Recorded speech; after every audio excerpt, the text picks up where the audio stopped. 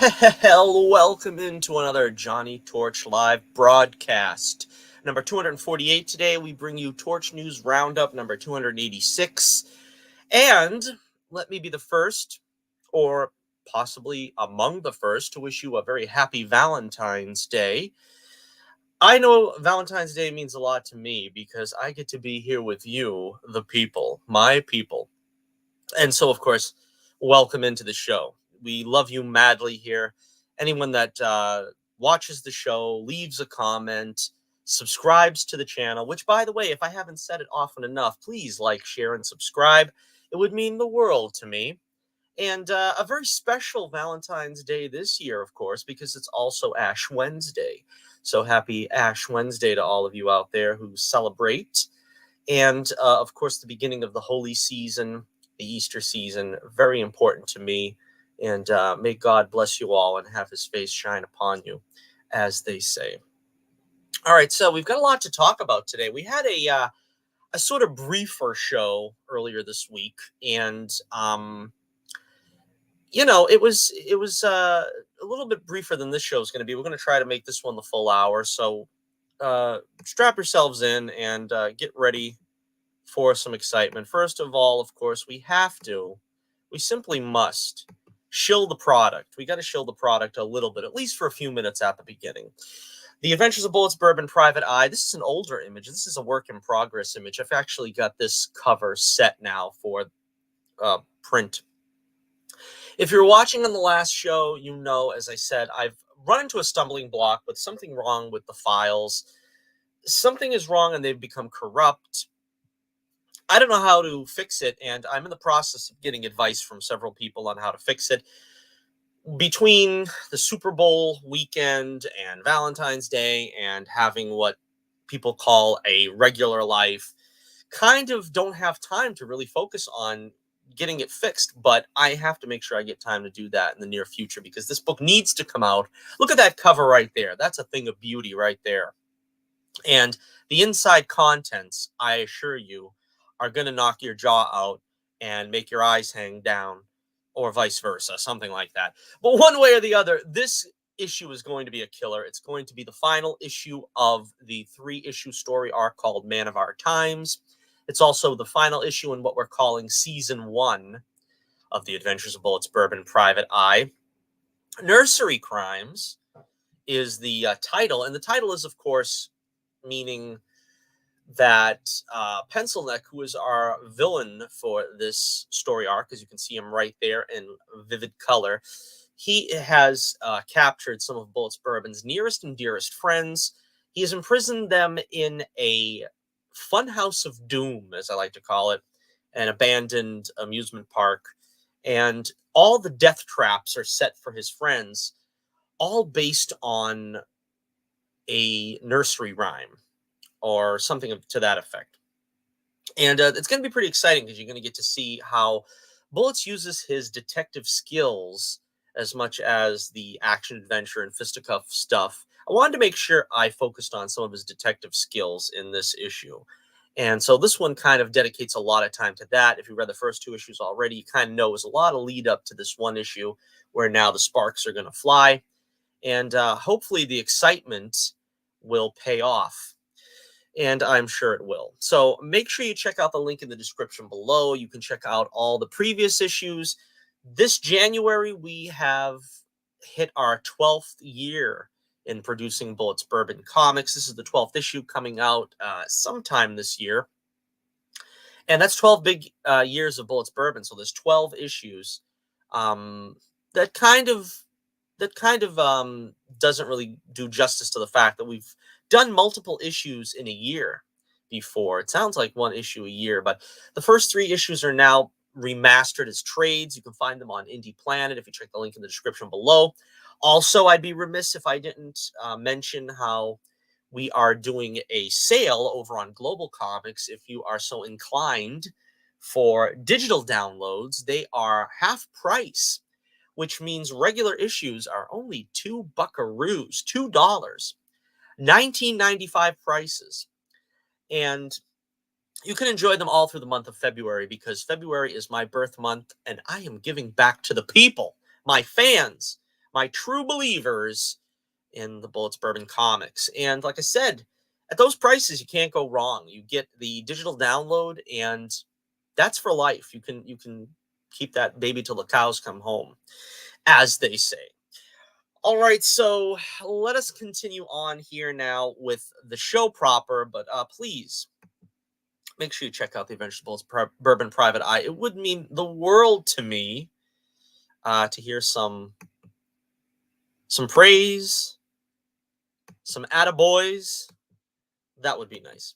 All right, let's do our mailbag segment because I've been putting this off a little while. I like to wait until we have, 3 or 4 comments to do the mailbag because I've got 1 or 2, every month, but kind of let them build up. And I always read all my comments. I always read them on the show, and I save them all together for a mailbag segment. And I know Royce does this on Drink with Crazy every Sunday. I hope I get enough comments one day to justify doing a whole show, like a 2 or 3 hour show, just reading comments. But if it comes to that, I will still read them.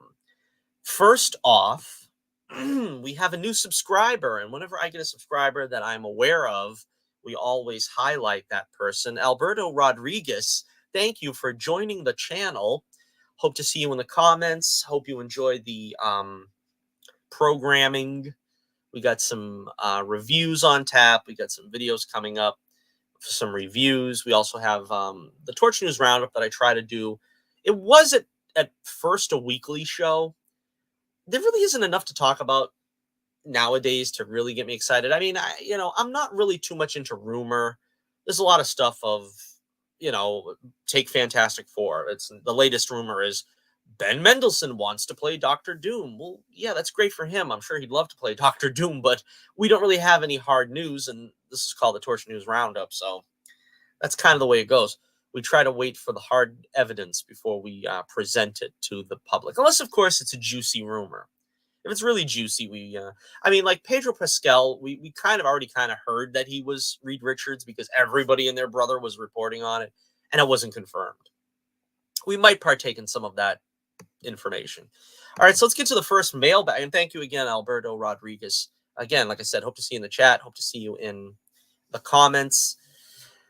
Our first comment was from 2 months ago, John Moog UG6BK on the Wonder Woman TV series review retrospective. This was a very popular video.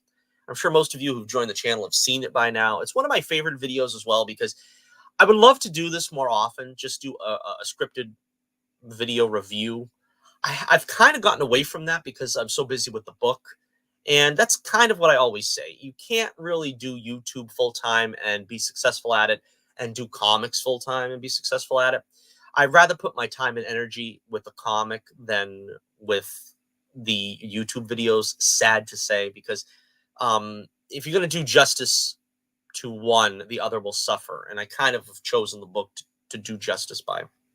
Anyhow, John Moog says about the Wonder Woman video, that was so hot when Formicida defeats Wonder Woman in a brief fight and dumps a dirty mattress on her to humiliate her.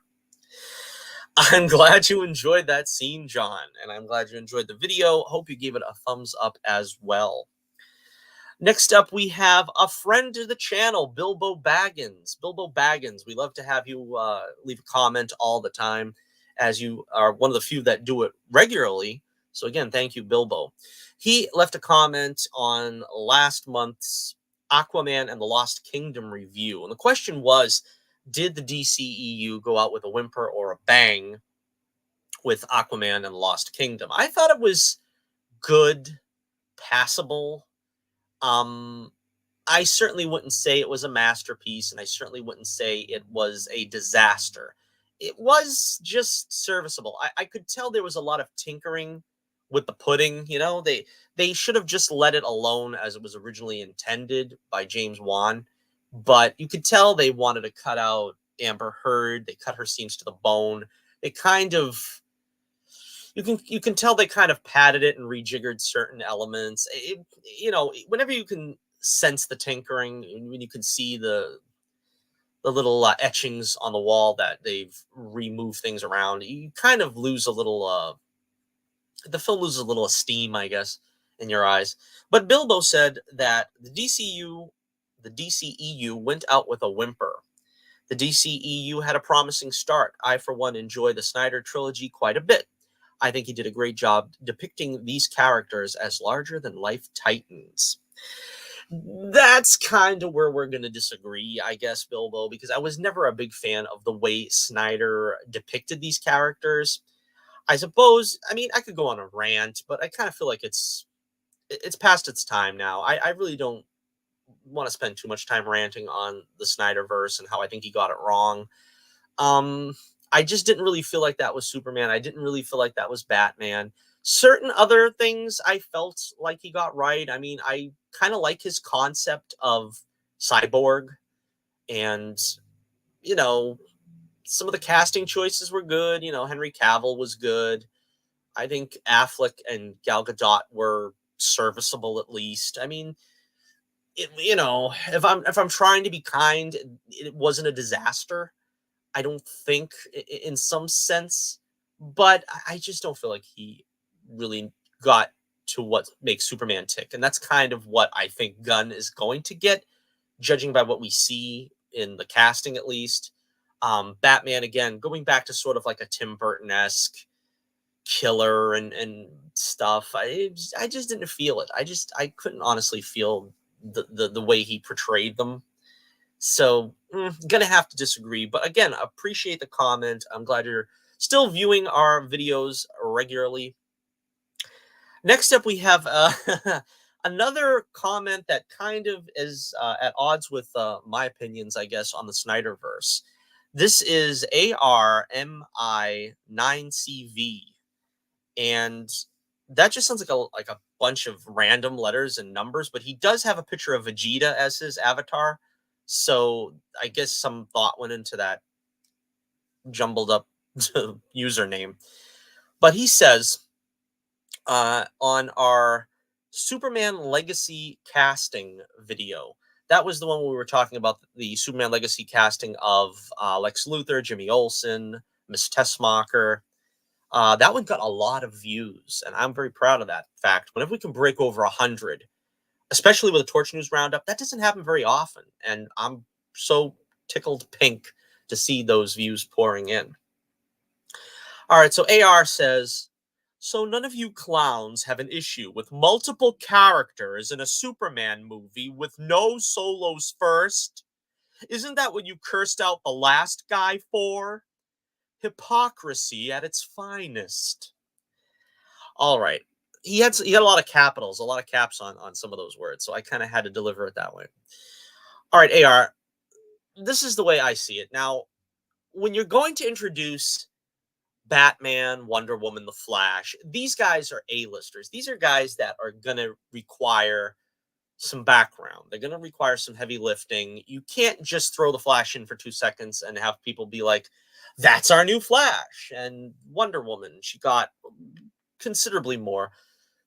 It doesn't really work out that well for the characters that way. Now, if you're going to throw in Metamorpho, if you're going to do Metamorpho, if you're going to do Guy Gardner, if you're going to do, who's the other one? Mr. Terrific. I don't think really they're ever going to carry their own solo films. They're always going to be a +1. Honestly, I don't think you'll ever see a solo movie from those guys. Everybody knows that. Everybody wants a Flash solo movie. Everybody wants a Wonder Woman solo movie. These guys are not +1s. When you put them into another movie, another, somebody else's starring picture like Superman or Batman, they have to have been introduced first. It's only doing justice to those characters because they're A-listers. Mr. Terrific and Guy Gardner are C-level at best, and I would go so far as to say Metamorpho is D-list. I don't think anybody knows Metamorpho outside of old school 70s comics fans like myself, or maybe into the 80s as well, because that's what I remember him from, was Batman and the Outsiders. They kind of stuck him in there because, I don't know, he really wasn't a teenage hero like most of the Outsiders were at that point, but I don't know, they stuck him in. That's what I know him from. That is really going, that's going deep, you know what I mean? I don't think you need a Metamorpho movie. Now, granted, I think maybe they should give some some, exposition to try to explain these characters and their powers. You don't want to just leave them out there in the lurch. But I think especially things like Guy Gardner, it's basically a gag character. I mean, I don't think we're going to learn a lot about the Green Lantern Corps from him because he's basically a gag character. You know what I mean? He's just there to give Nathan Fillion, a cameo. But thank you again, AR, for that impassioned comment. And I hope you continue watching. Maybe you'll enjoy the gun verse or whatever we're calling this new DC. I guess it's the DCU. Yeah. And our final comment was on my Echo review. Echo, a show that I kind of felt it was mid. I didn't really hate it with every fiber of my being. It didn't disappoint me like She-Hulk, let's put it that way. Kind of underwhelming, but it was okay. I mean, I didn't feel like I wasted my time watching it. Wade Eptic. Wade Eptic. He says on the Echo review, did the oil company screw Disney? Durango side. I have no idea what this is in reference to. So I read them all, as long as they're not doity. And I don't really know what that means, Wade. I'm sorry. Maybe you could tell me what that's in reference to, especially when it comes to do with Echo, the story. I don't remember really there really being an oil company mentioned there. I think they had Roxxon. That's kind of their version of a big company or something. I don't know. But anyway, thank you for all the new comments we received. And I will continue to read new comments whenever they are in enough bulk that it justifies a 10-minute segment to read them all. So keep those cards and letters coming in. All right, so let us get to the first business at hand here. And I think we're going to start off with, well, I guess this is our second business at hand, but we're going to do the classic boxing 10 bells count for Carl Weathers, who sadly passed on recently. He was most famous, of course, for playing Apollo Creed in the Rocky series, the first four Rocky films he was prominently a part of. Of course, he was mentioned in, 5 and 6. And then, of course, the Creed franchise made use of the character by having a next generation carry on the Creed legacy. Sadly, he got killed off, midway through the Rocky franchise. And so it really didn't give him a chance to explore this character too much further than what we've seen in the original 4 films. But they try to carry the water for Apollo in the subsequent Creed films, which to an extent I think they were successful at. Again, I'm kind of on the fence, and I'm not turning this into a Creed review, but on just what that retrospectively does to the Apollo character. But it was good to sort of see the storyline continue on in some way. All right, just to read the copy here. Carl Weathers, best known for playing Apollo Creed in the Rocky films, passed on at his home in Venice, California, February 2nd at 12:18 a.m. The cause of death, the death certificate says arteriosclerotic cardiovascular disease, which is basically, I guess, a fancy way of saying heart disease. Investigators declared the manner of death as natural. Again, a lot of people are going to speculate. He passed on at the age of 76 years old. Could it be the Fauci ouchie have something to do with this? Because 76 is pretty young, really, to just be passing on of natural causes. I mean, maybe that's the way it was in the 50s. If you made it to 76, you were extremely lucky. But in this day and age, it's so young, really. The actor's family confirmed in a statement saying he died peacefully in his sleep Thursday, February 1st, 2024. We are deeply saddened to announce the passing of Carl Weathers. He was an exceptional human being who lived an extraordinary life, through his contributions to film, television, the arts, and sports, He's left an indelible mark and is recognized worldwide and across generations. He was a beloved brother, father, grandfather, partner, and friend. So he was a football player as well. I don't see it here on the copy. I feel bad because I don't have a chance to really tell you what I think he was a linebacker for the Raiders, if I remember correctly. That's how he got his start. Of course, in the 70s, he got his breakout role in Rocky as Apollo Creed. He appeared in over 75 films and TV shows during his 51-year career. He's best known for playing Apollo Creed in Rocky, reprising the role in Rocky II, Rocky III, and Rocky IV.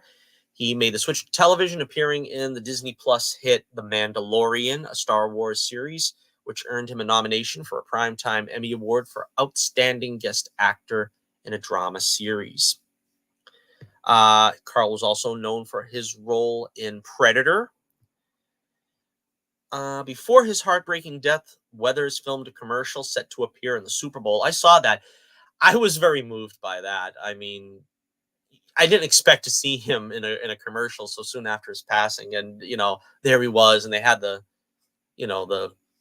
title on of his passing. It was very moving. It was emotional. Let's see.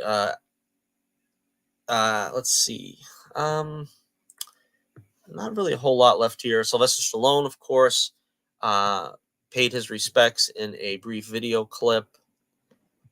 And again, I said on Twitter, I kind of feel bad for his career not really taking off as well as it kind of should have. I mean, he, was a great action hero, handsome looking guy.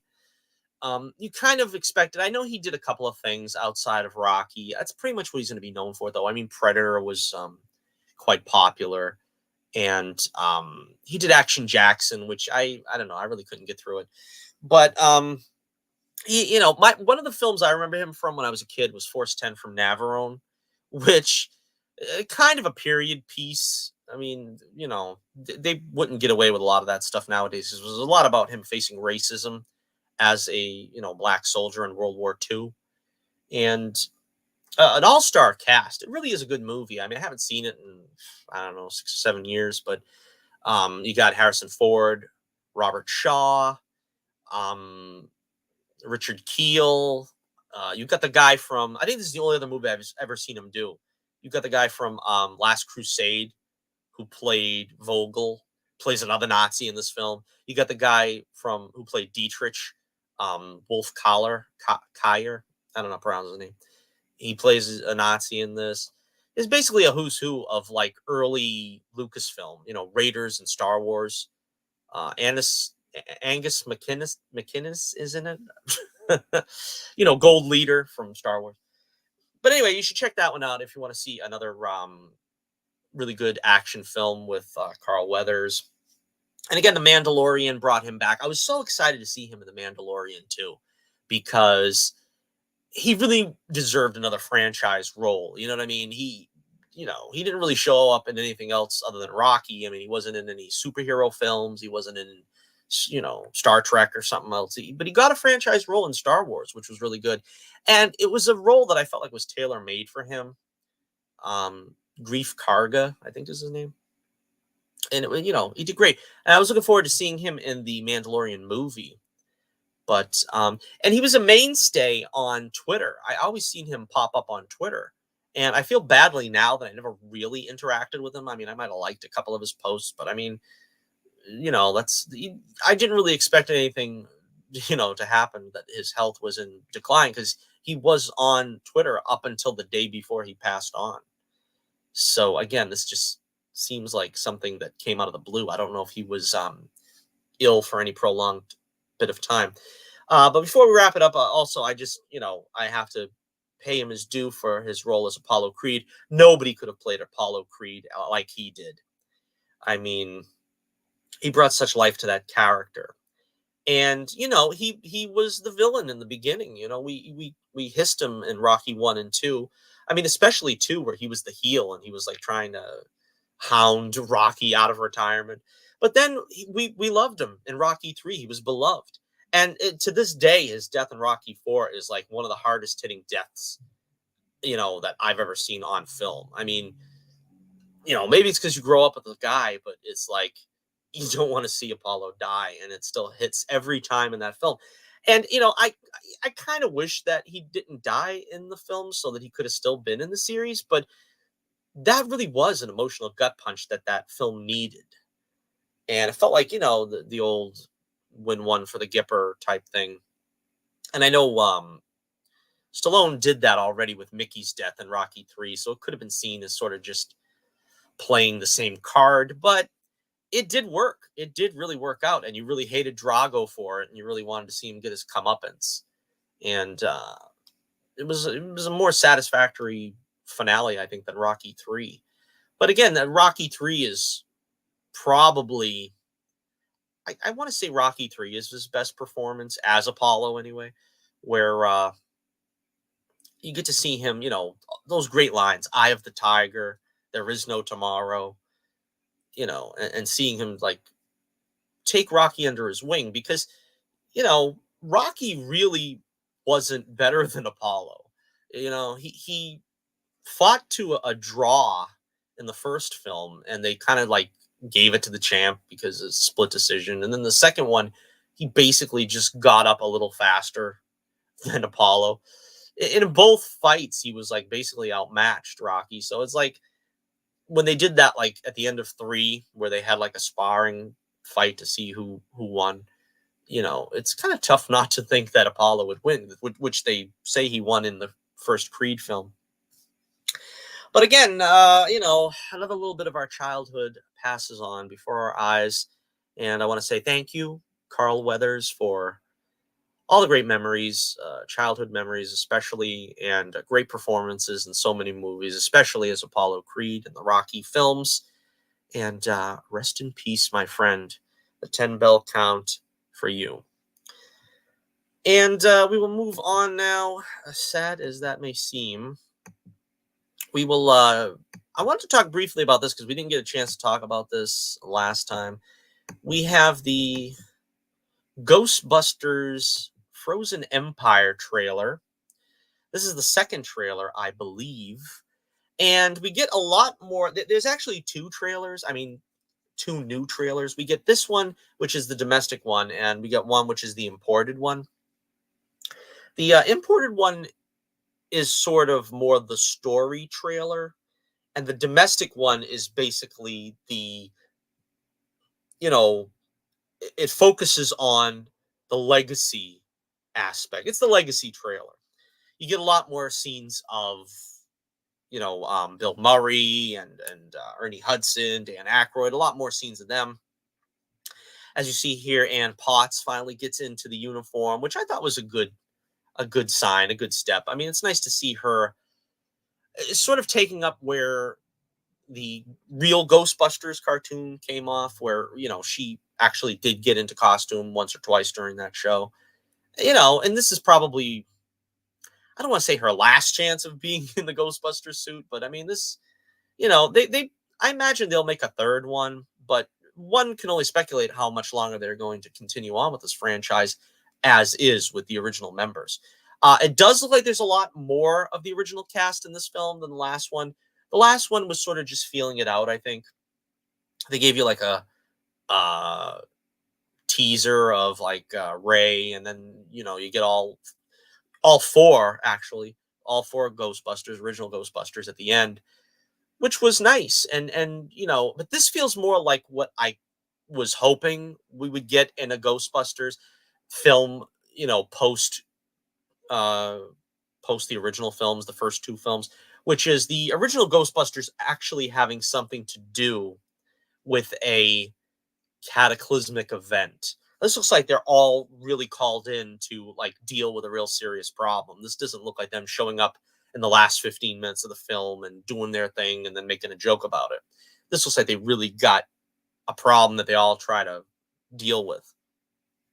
Of course, Paul Rudd is in it, which, that guy's fantastic. He's like my favorite comedic actor, I guess you'd say, at this point. The young cast is all back again. McKenna Grace and all these guys. The mother now is also in a costume. I don't remember her name, but Egon's daughter. So again, this feels like a natural progression, and you know, we've got a lot of what people are going to say. The member berries, the shaking the keys. I can't stand when people act like that because honestly, what brings you to the movie? Is it because it's something that is reminiscent of what the legacy of the film franchise is, or is it because you want to see something done completely different with it? I mean, you see people complain on both sides of the aisle. Nobody's ever happy. That's what I hate about these things. Fortunately, it looks like the YouTube community has embraced this. It doesn't look like they're completely going off on it anyway. I was excited to see Slimer is back. I thought he was sorely missing in the last film. I guess you want to save something for the sequel, though. But yeah, he's back. Everybody's favorite ugly little spud. And we get the library ghost back. That I didn't really need to see, but all right. And I think probably most exciting of all, we also get the inimitable Walter Peck is back. And who wouldn't want to see another scene between he and Peter Venkman after all this time? Gosh, how many years have gone by? You know they're going to have a scene together. You know it's going to be hilarious. And you know it's going to be a confrontation that everybody's going to quote. It's going to be great. And it's funny, too. Some people have speculated, is he the mayor now? Because we don't know anything about what happened to him after the first film. They did stuff in the video game, which was a very good video game. But I mean, I don't remember. I haven't played it in like 10 years. I don't remember where they left this character at that point. But, you know, it's great to see him. And, you know, it almost makes me wonder why they waited so long to bring him back. But, yeah, they also have some other Easter eggs. They have a character that looks an awful lot like the real Ghostbusters version of Egon. And I don't know what that's supposed to represent.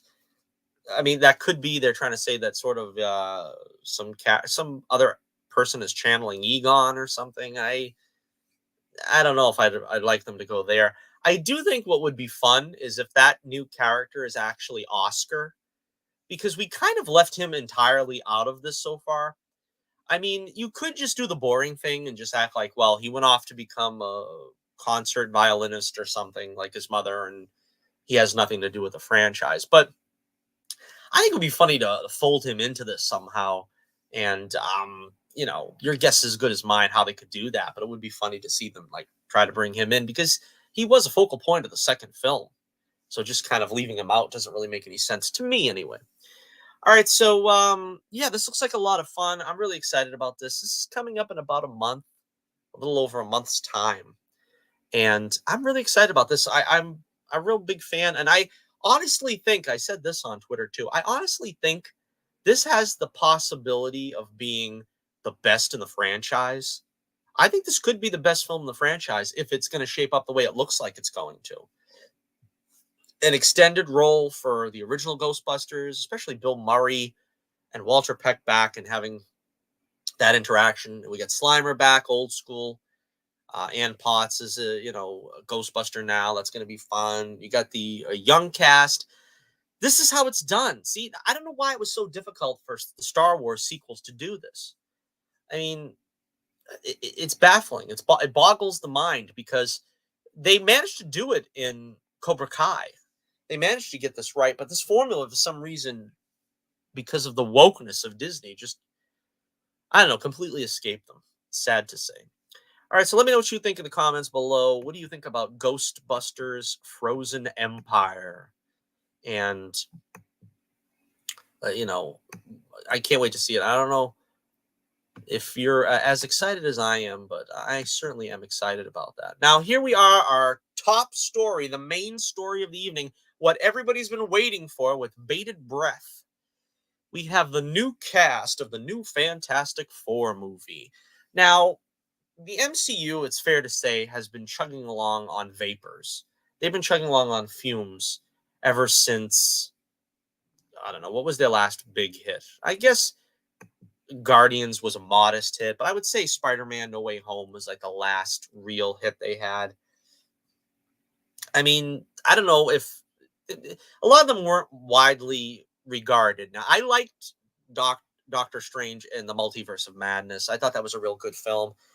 Black Panther Wakanda Forever, I could do without. Shang-Chi was serviceable. It was okay. Um,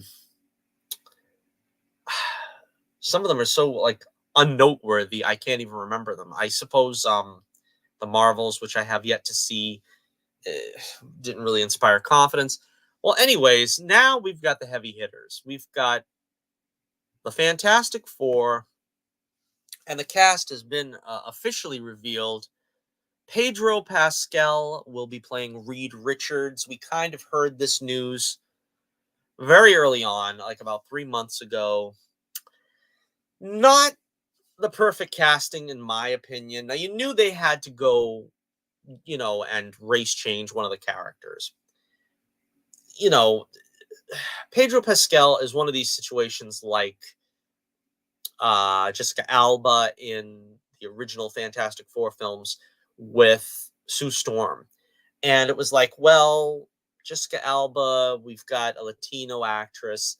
Let's put her in. We'll say it's diverse, and we'll make her up to look like a blonde, blue-eyed, white girl. And the results weren't really that great. I mean, she was okay in the role. I really didn't fault her, but the appearance got more and more bizarre looking. I think she was passably good in the first one, her looks, but she got like this real weird wig and the real weird contact lenses in the second, which kind of made it even stranger. And then of course with fantastic, or what's been termed in fan parlance, fan four stick, we had Johnny Storm, played by Michael B. Jordan, which of course was a race change for the Human Torch, which I really think that led to a lot of a lot of outcry. There was a lot of outcry about that. And I kind of think they weren't going to do something so drastic again. And honestly, I think that in this case, Pedro Pascal trying to do this, he at least physically looks enough like Reed where I can't hit the roof like I did about Michael B. Jordan as Johnny Storm. And then, of course, they weren't going to race change Ben Grimm because, oh boy, they had to make him Jewish because the Jewish Twitter, honestly, I went on record on Twitter saying that Ben Grimm being retroactively made Jewish is unnecessary. In honesty, it offends me because it feels like something that was done as a woke sign, which basically was a precursor to what woke would be. See, this happened in the 90s when we called it political correctness. But there was such an outcry by the woke tards on Twitter that, I felt like they were about to invite me to the Holocaust Museum because I said something so terrible. But honestly, I don't think that Ben Grimm needs to be Jewish because he wasn't created. He was created like all the superheroes are to be sort of a middle of the road character that just, celebrates Christmas and Thanksgiving, and they don't really talk about the religion. That's kind of what the thing needed to be, but they chose. And I guess apparently it's because Jack Kirby was Jewish, and they were like, well, let's do this as a tribute to Jack Kirby because Jack Kirby loved the thing, and I guess used his image in the greeting cards that he would give for holidays and what have you. And again, I mean, that's not something that I think that should keep you awake nights. That because it doesn't really inform the character really. In the comics, they've never done anything really with that other than he sits at the Hanukkah table instead of the Christmas table with the superhero get-togethers. He's with Kitty Pryde and the other two Jewish superheroes. that's basically all they've done with them. Now, I mean, if you're going to do something like Daredevil and you make him Catholic, that kind of tied into his whole story. And again, I'm not Catholic, so I'm not like defending it because I'm Catholic. I'm not Catholic. But then again, it did make a difference to the story, and there really was no difference made to the thing. And I don't know. But that somehow became a thing, no pun intended. Vanessa Kirby will play Sue Storm, the Invisible Woman. I guess they're saying Sue Storm, so they're not married yet. It's not. She's not Sue Richards. So this is the early days. We're not going to see Franklin and Valeria anytime soon, I don't suppose. Joseph Quinn as Johnny Storm. I don't know this guy from Adam, honestly. He doesn't look to me like a Johnny Storm, but I don't know. You could put the Clorox in his hair or whatever. I mean, they didn't really go out of their way to make Chris Evans look like Johnny Storm. I mean, he kind of had the auburnish hair, and I don't know. I mean, maybe they'll go a little further by, actually dyeing his hair and stuff. But, Chris Evans ended up playing that role so great because he was just such a lovable scamp, I guess is what they would call him. And of course, Ebon Moss-Bachrach as Ben Grimm, aka The Thing. Now, he's another one that I don't really know. I came to find out later on he was in The Punisher and he was in Andor. So I have seen him act before, and I do remember him from Andor. I haven't seen Punisher in a couple of years. I don't remember the series that well to remember what part he played. But in Andor, he was the guy that I think he was trying to get Andor to double-cross the team, and then Andor sort of kills him at the end. And my first impression was they kind of chose an actor that looks kind of sad sack. I mean, Ben Grimm is supposed to be like kind of burly. He's a tough guy. He played football. And this actor looks more sad sack to me. Now, I know Ben is sad sack at some points, but he hides it under a gruff exterior. I don't really know that this guy can play the gruff exterior. He looks more like a sensitive young man type thing. So I have my reservations there too. The best casting I think here is probably Vanessa Kirby, which I haven't seen a lot of her. She was in Mission Impossible apparently. I know I seen her from something. I think I thought it was a Fast and Furious movie. Jason Statham and Idris Elba, I think, was in that movie. But apparently she was in one of the Mission Impossible movies. She actually looks the part, though. I mean, I probably would have preferred a name actress like, Margot Robbie, who was being thrown around a little bit. But I'm satisfied with Vanessa Kirby. I mean, she's probably the best casting choice of all these. If you would like, take a look at the link in the description below for my Twitter page. And I've got 2 polls listed on my Twitter page right now. One of them is, who did you really want for Reed Richards in the new Fantastic Four movie? Because we had a couple of options. We had John Krasinski, who was Reed in the Multiverse of Madness, Doctor Strange sequel, which everybody loved. And then we had Adam Driver, who was sort of up for it, suggested for it. That didn't go too far. And of course we got Pedro Pascal. So far on the voting here, John Krasinski is leading, which doesn't surprise me at least, with a whopping 73.7% of the vote. Coming in second is Adam Driver with 21.1% of the vote, and coming in last with 5.3% of the vote, Pedro Pascal.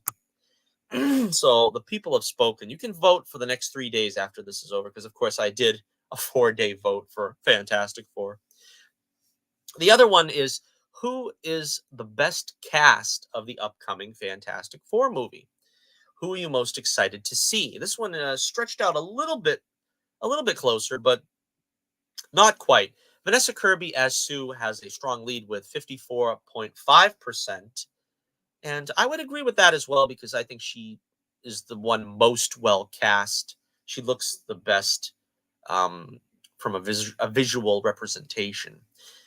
Tied for second place is Pedro Pascal as Reed and Joseph Quinn as Johnny Storm. And in last place with 9.1% of the vote. Eben Moss Backrack as Ben. So again, this is pretty interesting. I would like to see everybody else's opinion on this. So go over onto the Twitter page if you haven't yet. Cast your vote and let me know what you think. Who are you most excited to see? And if you would have preferred a different Reed actor, who would it be? Because I'm of the opinion I think Pascal is passable. I mean, I would prefer John Krasinski, but I mean, this is not going to be something that's probably going to keep me from seeing the movie. Let me show the poster as well, or whatever you want to call what they presented us with. This is the official, the documentation, I suppose, of the announcement. Happy Valentine's Day. A lot of people are speculating that the movie is set in the, I guess, the 60s. I don't know, 50s or 60s, given the font and sort of the old school hominess of this. I don't know, the old timiness of this. I don't know. I don't particularly see this as betraying the fact that it's going to be in the 50s or 60s. It just seems like they're going for an old school family feel, which is kind of what I expect from the Fantastic Four. Again, Sue kind of looks the most accurate here. I like the design for the Thing, Ben Grimm. I think that would be a great design if they actually go with it. I mean, I suppose things can change a little bit in the developmental stages. But they got that, that sort of brow that, Kirby gave him that was really like a sort of a fixture of his look from, I don't know, after the first 10 issues or so, he kind of got that look. And that's the best look of the Thing. And of course, also interesting, we've got Herbie, apparently. If you don't know Herbie was in the cartoon version in the 60s, I think. It was the 60s. And they had him replace the Human Torch because I guess back then, for standards and practices for television, for a children's show, you couldn't have a guy on fire shooting out fire and things like that. So they had to replace him, and they made this little quirky robot character. I honestly, that was before my time, so I honestly seen maybe one episode of that show. And I remember as a kid, it was on maybe once in a blue moon, at 5 in the morning if you got up too early for school or something. And it didn't really impress me. But, the color scheme, I guess, kind of betrays maybe what they're going for here. The white boots and gloves instead of the black, which is sort of a, what was that, the 90s they did that? Well, actually, the 90s Fantastic Four suit was much darker. This looks like they're trying to go for the pale blue of the earlier years. Of course, I think this is the costumes they wore more in the animated series. That color, that shade coloring there. So yeah. All right. So I guess that's about it. Now you're gonna have to let me know in the comments below what you think about this. Again, I am taking the, I guess, optimistically cautious view on this, or cautiously optimistic. I think that they have a chance here. They got a, I guess, decent looking cast. I mean, it's not something that outrages me like Fan Four Stick. It doesn't seem quite as on the money as maybe the Tim Story original Fantastic Four film. I can't remember the guy's name, but I mean the Reed Richards actor. I mean, he was pretty much spot on looks wise. Chris Evans was a natural. Chickless, he really brought something, especially when he was in costume. He really brought something.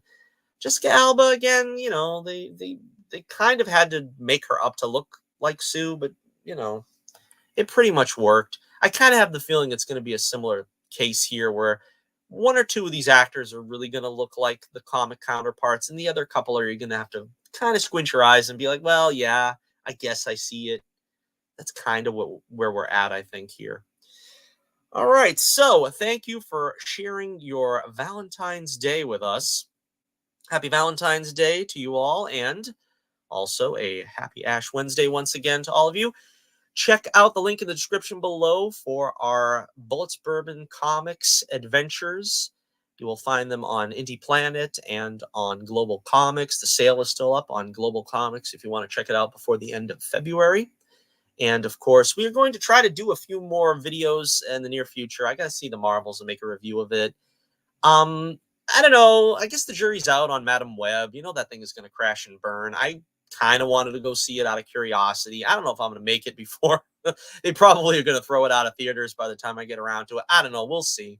But until next we meet, this is Johnny Torch reminding you once again, keep the flame burning brightly, and I'll be with you again real soon.